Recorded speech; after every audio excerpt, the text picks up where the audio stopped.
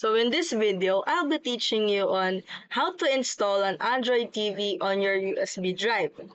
So first, you need to access any search engines, but in this case, we are going to use on the Microsoft Edge. You just have to click on the download anyway button, and after that, you will be needing to download the Rufus. Just search it up on the Microsoft Edge, and once you click on that, make sure to run the Rufus, which is we downloaded earlier, and just click on the device and select the section or the device or your USB name. And once you click on that, just transfer or just open the Android TV that we downloaded first and click the start button. Once you click on that, just click on the OK. And after that, you will see this page.